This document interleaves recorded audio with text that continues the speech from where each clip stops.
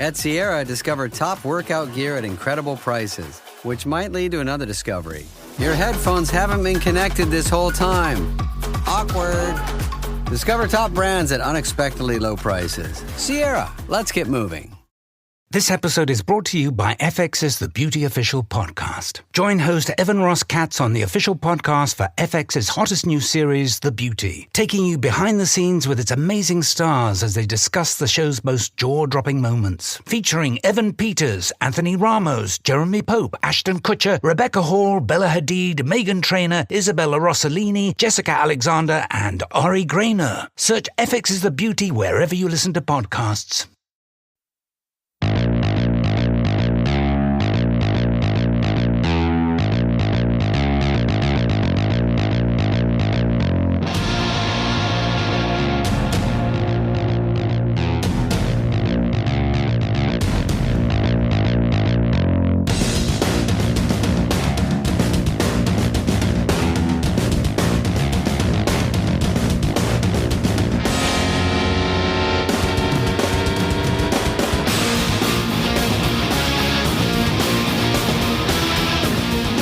This is Jay Scott, and you are listening to The Hook, the Ultimate Rock Community Podcast. Welcome aboard. Welcome to the very first episode. Hope everybody's doing well. I wish we would have started this a few weeks earlier, but life gets in the way sometimes, and there's just things out of your control that keep you from doing what you want to do. I'll get to all that at the end of the episode, how I'm moving forward. Going to give you a little bit about what happened. But let's dive into the first episode of the podcast, which is an introduction to you as to who we are, and what we're going to do. So, like every great rock song has a hook that sucks you in. Every rock fan has a moment, whether it's a song, an album, a band, a performance, that got you hooked on rock and roll. We all have that moment. And that is really the essence of the show, along with it being a community. The Ultimate Rock Community Podcast will be very interactive. We want everyone to share their stories. If you feel comfortable enough and you've got something to say, we want you on the podcast. I may reach out to you if I think that you have something great to share. But it will be that community. It will be that feeling that you're hanging out with your friends and you're talking about your memories of when you were a kid, about being introduced to rock, whether it was from a sibling, a friend, an uncle, just turn on the TV or the radio. So what's my story? When I was growing up in the suburbs of Chicago, my grandfather was a piano player. My grandfather used to play piano in the speakeasies during the time of Prohibition and the time afterwards. And he had a piano in his basement. And when I would stay overnight there, whether it was, once a month or every other month, I would wake up on a Saturday morning or Sunday morning, and my grandfather was playing the piano in the basement. They had a finished basement, and they had this baby grand piano that is now a family heirloom that is still in our family. And my grandfather was the type of piano player that would hit the keys really hard. And his playing sounded similar to what, like thunder, I used to call it when I was a kid, because it would rumble the house. And of course, I would wake up as he'd be playing at 8 o'clock in the morning, or even earlier than that, or a tad bit later. And I'd walk into the kitchen where my grandmother was making breakfast, and I would just sit at the kitchen table and listen to my grandfather play big band music, Liberace, Frank Sinatra, Tony Bennett, Dean Martin, all that style of music. And he'd come up the stairs when he was done, with the cigarette hanging from his mouth or hanging from his lip. He'd greet me with a good morning. He'd have his black coffee all ready for him, and we would start our day. But the piano was really the very first instrument that made me aware of music because of my grandfather. The very first time I heard it, the very first time I saw him play, I was mesmerized. because I was not familiar with music at such an early age. I mean, I'm talking like 3, 4, 5 years old. Of course, my parents played music, albeit nothing that connected with me, whether it was Barry Manilow or Barbra Streisand. And my dad listened to AM radio, country music, Eddie Rabbitt, Conway Twitty, Johnny Cash, Glenn Campbell.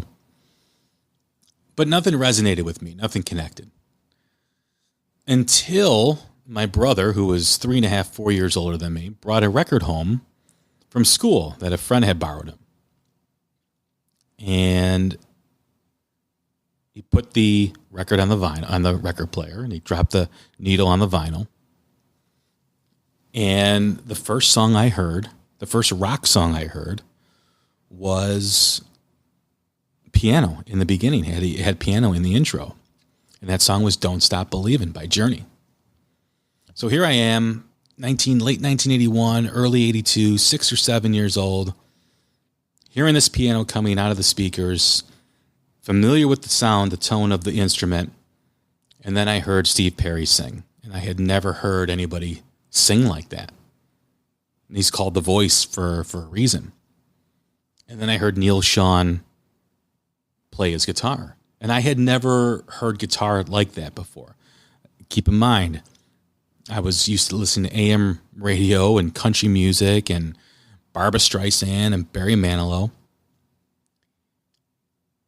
So I was mesmerized. And as we listened to the rest of the record, you heard Keep On Running, and you heard Stone in Love, Open Arms, Who's Crying Now? Open Arms was probably the most popular song at that time, and probably exceeded popularity of Don't Stop Believin'. I think it's kind of reversed right now. I think more people are familiar with Don't Stop Believin' due to various reasons, whether it's The Sopranos or whether it's your favorite sports team playing that during a playoff run or a championship run. But that was my first connection with music. And then, of course, Journey had the video game come out after that, and they were just, at that time, probably the biggest or close to rock band. Now, they weren't on the harder side. We all know that. But they were, I don't know if you want to call them pop back then. I don't know if they were pop. Maybe. I know Open Arms, had a big crossover appeal. And anytime you went to a Journey song back in the day and they played that song, every woman, girl would scream because they loved the song. But it was, at the time, it was the edgiest thing that I had heard. Until about 4 months later, 5 months later, my brother had brought home a cassette that a friend had made for him. And before my brother had a boombox or a stereo, we had like these tape players that were about the length of a shoebox.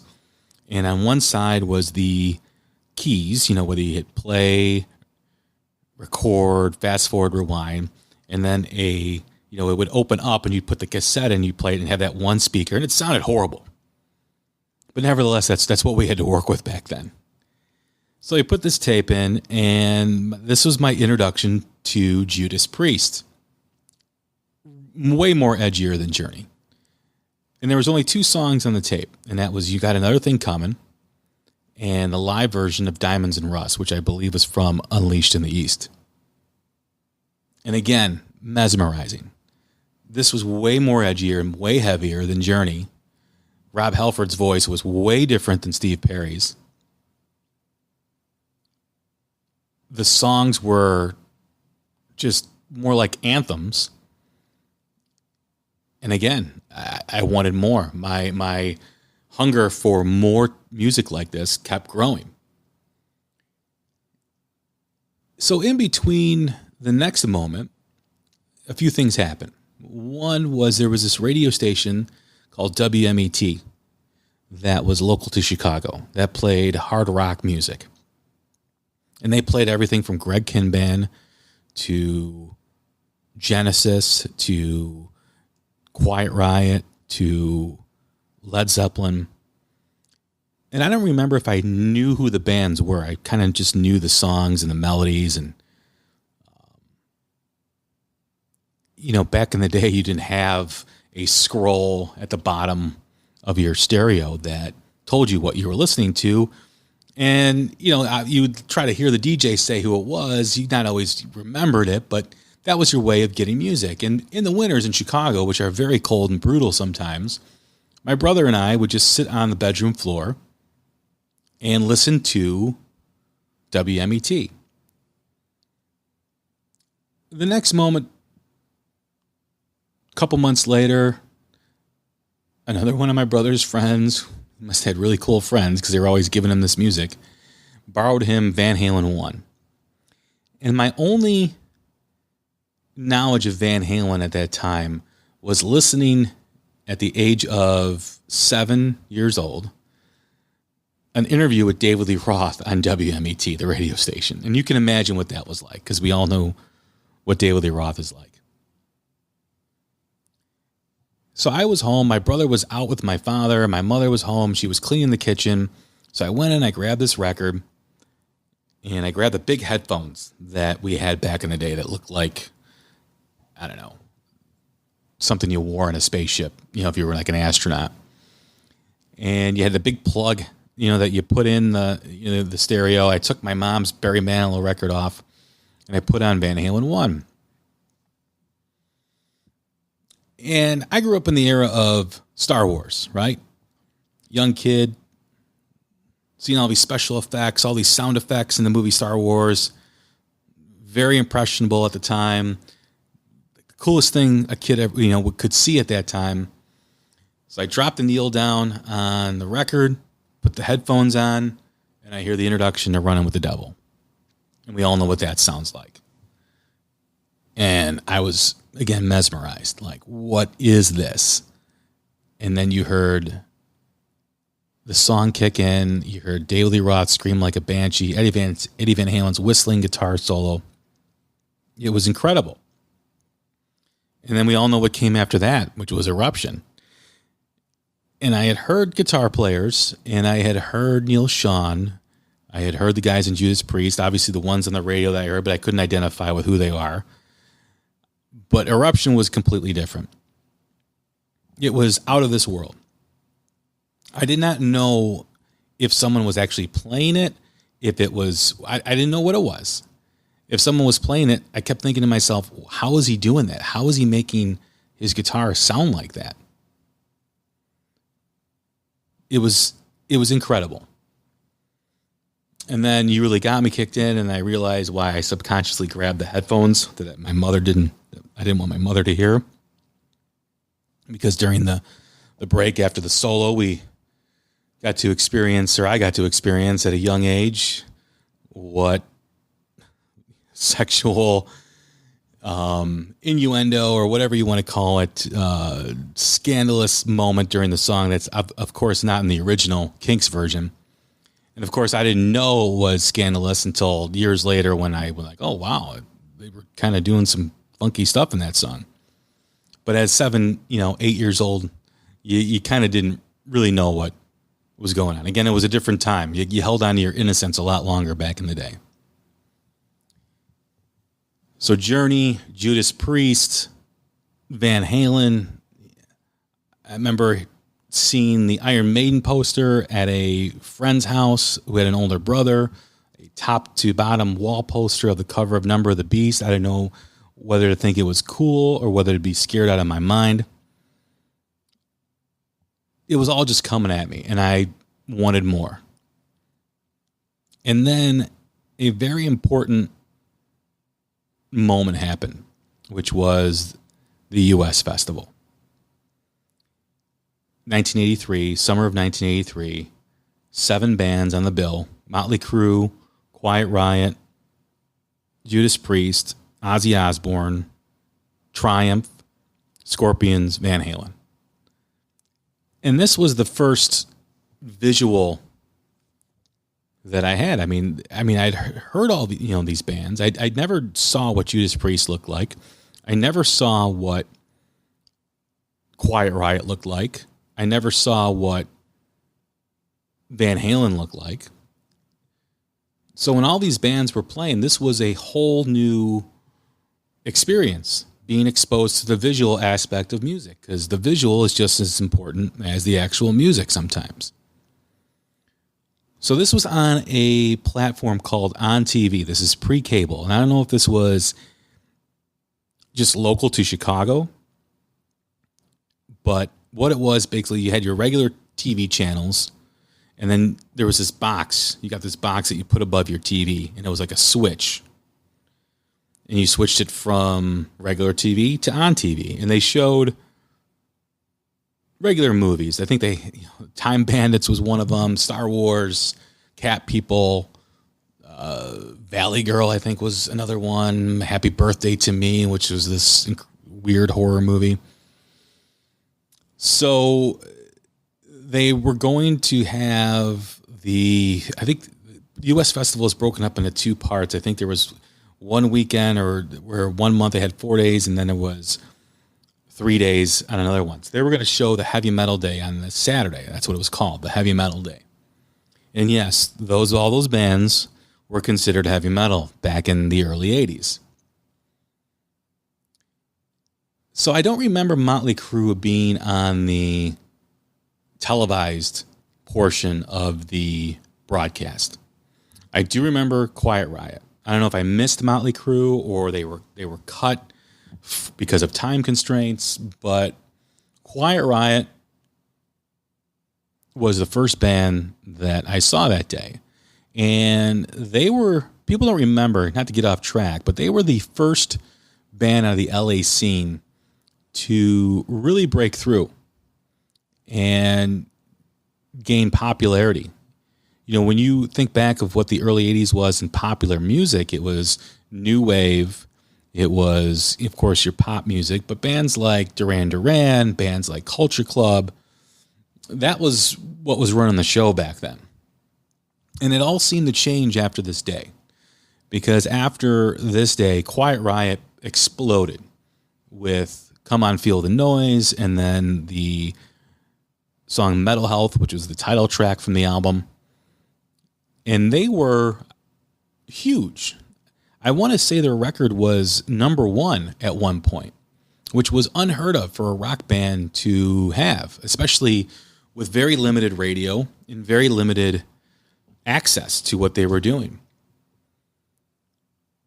So Quiet Riot came on, blew me away. Second band I saw was Judas Priest, which for me, seeing Rob Halford, seeing Glenn Tipton, KK Downing, putting the visual aspect to the music that I heard months ago was an enormous moment for me.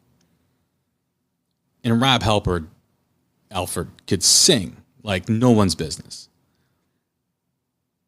And they were incredible. And in fact, I think on the remastered reissue of the Screaming for Vengeance, I think it's an anniversary edition maybe, the second disc is either the live show on CD or a DVD of the show.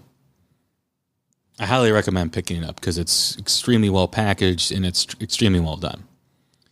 So Judas Priest, then on to Ozzy. And I believe this was the first show with Jakey Lee after Randy Rhoads had passed and Brad Gillis had replaced Randy Rhoads to finish up the Diary of a Madman tour. I don't know, it may have been a few shows into it, but I think this was the very first show, the introduction of Jakey Lee. I could be wrong. And Ozzy at the time was considered like the second coming of the devil. I mean, I had to sneak records of Ozzy into my house as I got older, and Ozzy was pretty much banned from me ever being able to play it. It was just, now he's a pop culture icon, which I can't even express to you how just incredible that is. So Ozzy plays, Triumph comes on, and Triumph was really good. They probably were the most non-hard rock heavy metal band of that day. I mean, they were hard rock, definitely. They were considered heavy metal, but they definitely weren't. They were a three-piece band that was excellent. They had songs like Lay It on the Line and Fight the Good Fight. My personal favorite, World of Fantasy, but they were awesome. Triumph or Scorpions, which was the next act, were probably the two best bands that day. And Scorpions, of course, was on the Blackout tour. You know, they had songs like No One Like You, the title track Blackout, Can't Live Without You. Just a really great album. And then, of course, the headline act, Van Halen. And this was my first time seeing Van Halen play and seeing them visually. And David Lee Roth comes out. Romeo Delight was the first song. And they were incredibly sloppy. I didn't know that back then. I was just excited to see him. Now, when you watch old video, you see how just, incoherent they were. The first song, Romeo Delight, David Lee Roth forgets the words. And they came on late, as the story goes, because as all these bands were playing throughout the day, they were partying throughout the day. And when they were expected to go on after Scorpions, they were not in the condition to get up on stage. They had to wait. And people were waiting for an hour or two for Van Halen to appear on the stage. Nevertheless, it was still an incredible moment. But Eddie Van Halen and Michael Anthony, Alex Van Halen, it was just an incredible show. My brother and I watched this. We barely moved the whole time. You couldn't pause things back in the day, so we had to wait between acts when there was a break to go get our lunch or to go to the bathroom or do whatever. But we didn't leave the house. And our parents let us watch it, which was really cool. And they kind of left us alone until my mother came in late at night. Because remember, this was on the West Coast, so they're 2 hours behind us. So when Van Halen was on, which was a couple hours late, it was like 11 o'clock our time, 12 o'clock, midnight maybe. So my mom comes in after us being in the living room all day watching this. And David Lee Roth has a wardrobe change and comes out with assless chaps, which I didn't know those pants existed when I was 7, 8 years old, 9 years old. 83, so I was 8. So he's dancing around with assless chaps, jumping around, doing kicks, doing splits, whatever. My mom's walking in. She goes, "What are you guys watching?" And we're like, the U.S. Festival. And she looks at the TV and David Lee Roth shaking his ass. And she's like, "What are you boys watching?" And it was like no big deal. We just looked at my mother and said, "It's Van Halen, Mom. It's David Lee Roth." She's like, "What does he have on?" I go, "We don't know, but this is really cool." And if you ever have a chance to look at video footage of the show, it's on YouTube. I highly suggest you do watch it because it's amazing. But that day was a big moment for me in my journey into rock music, no pun intended.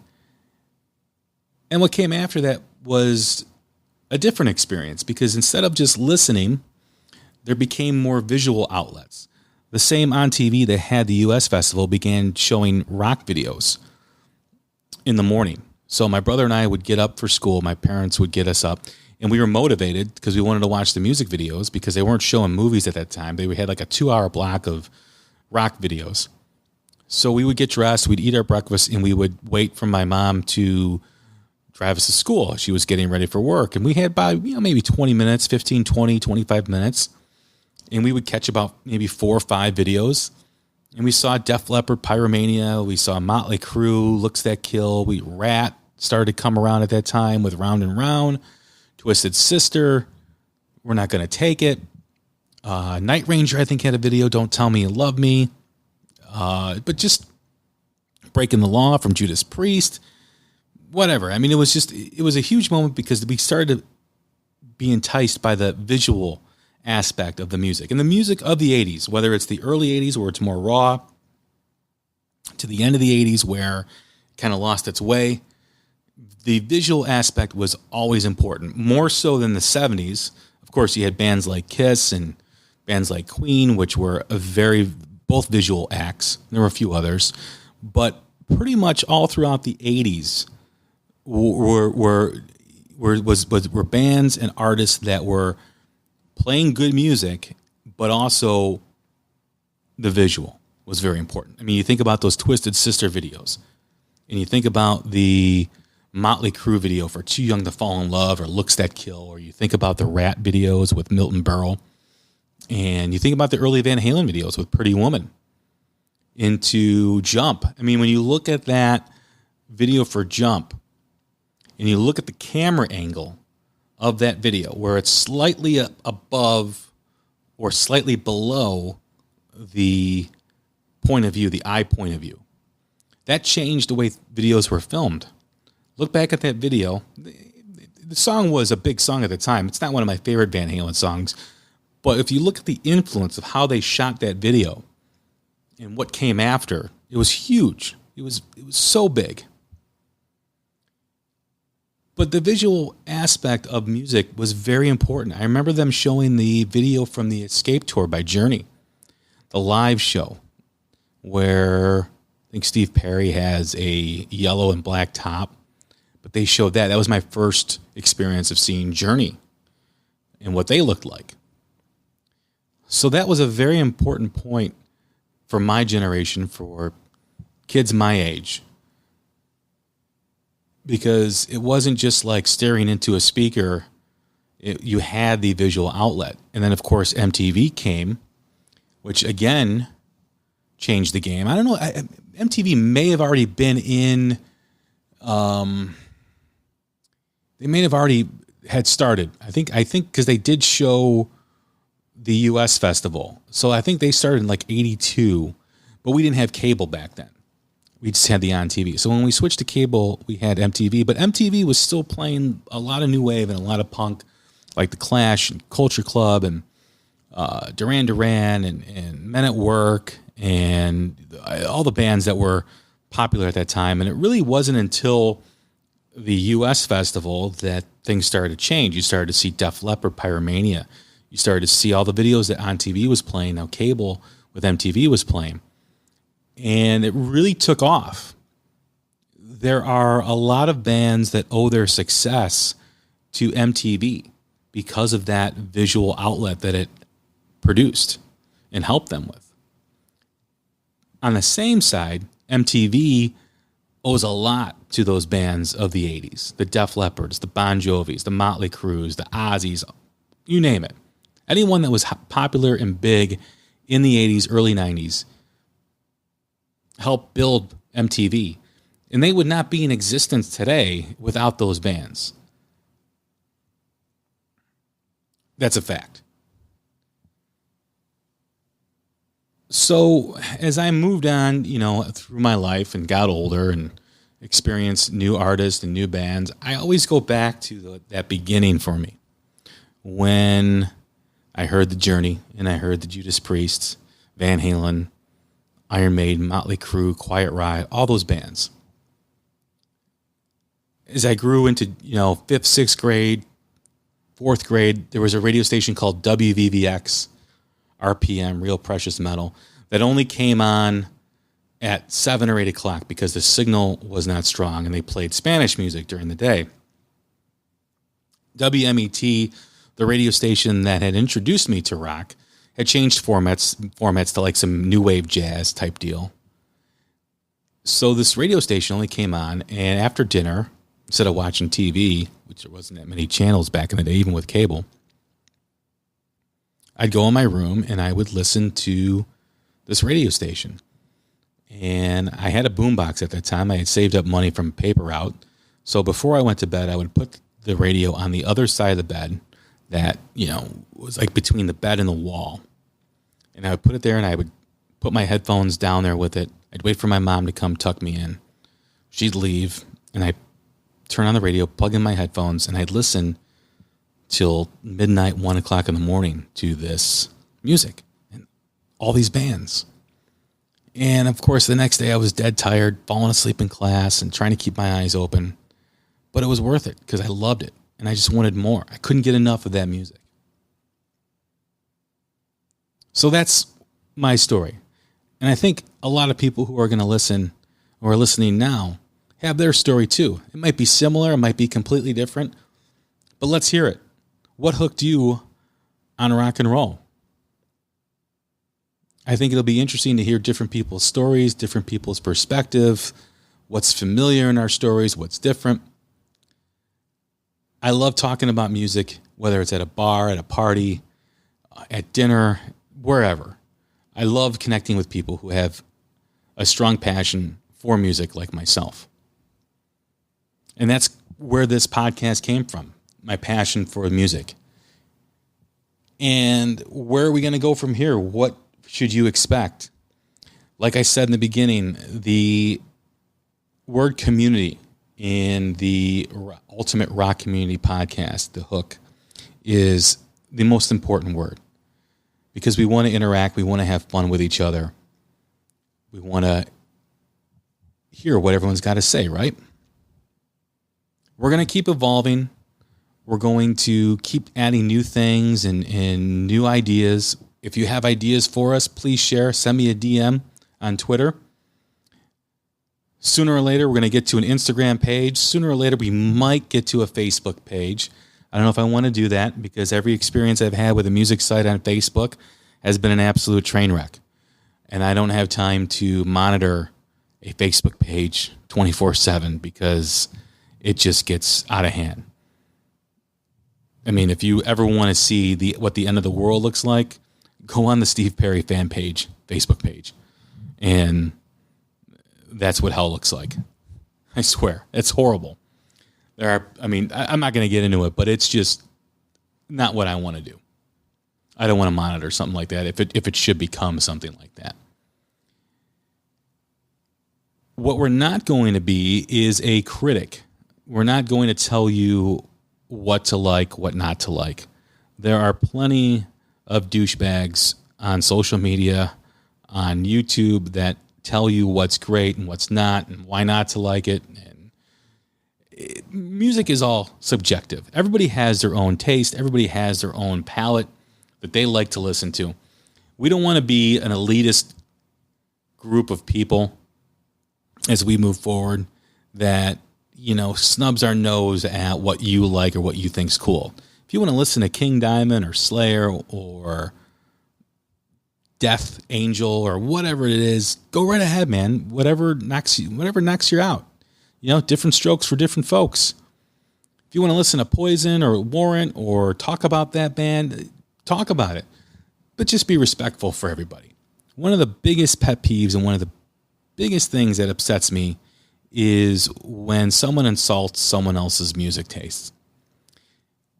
And it's crap, to be quite honest with you. Because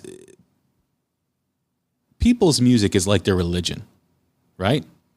It's connected with them. It is a part of them. It helps motivate them. It helps them get through tough times. Songs have a different meaning to each individual. And when you tell someone that what they like, what they feel is part of them is bad, people are going to push back. People are going to be pissed. Don't do that. Enjoy your music. Let other people enjoy their music. You don't have to like it. Maybe it hasn't connected with you.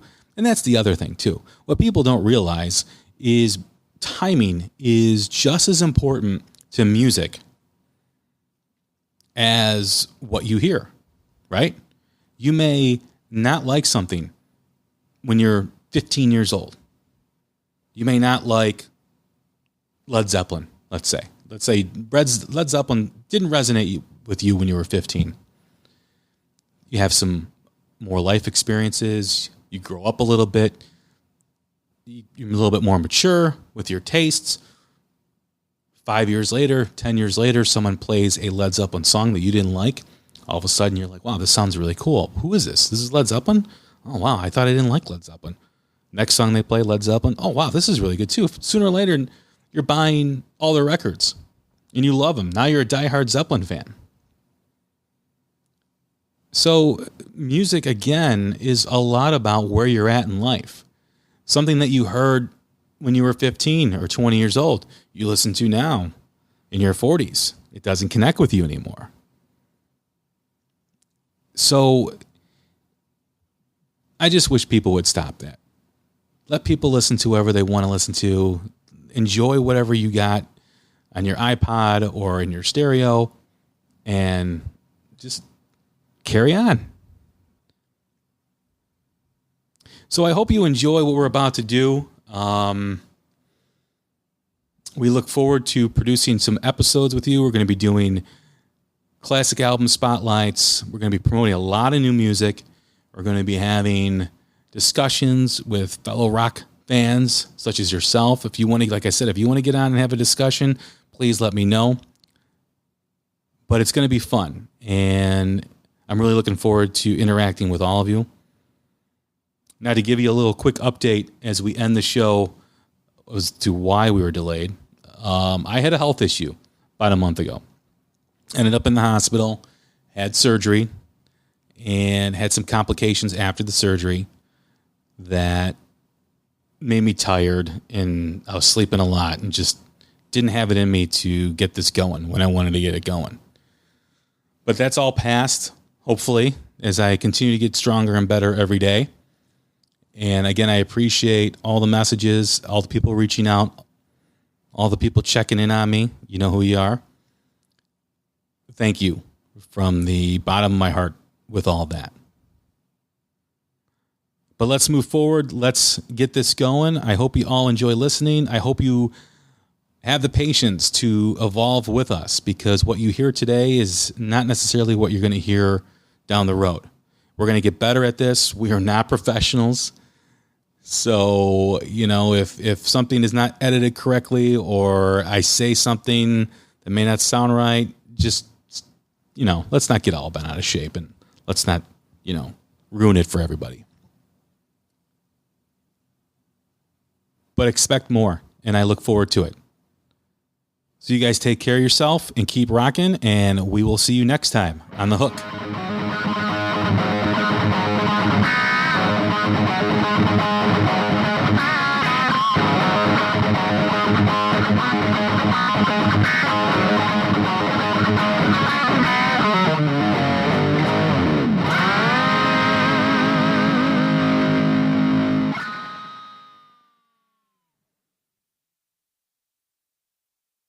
Well, the holidays have come and gone once again, but if you've forgotten to get that special someone in your life a gift, well, Mint Mobile is extending their holiday offer of half off unlimited wireless. So here's the idea. You get it now, you call it an early present for next year. What do you have to lose? Give it a try at mintmobile.com/switch. Limited time 50% off regular price for new customers. Upfront payment required. $45 for 3 months, $90 for 6 months, or $180 for 12-month plan. Taxes and fees extra. Speeds may slow after 50 gigabytes per month when network is busy. See terms.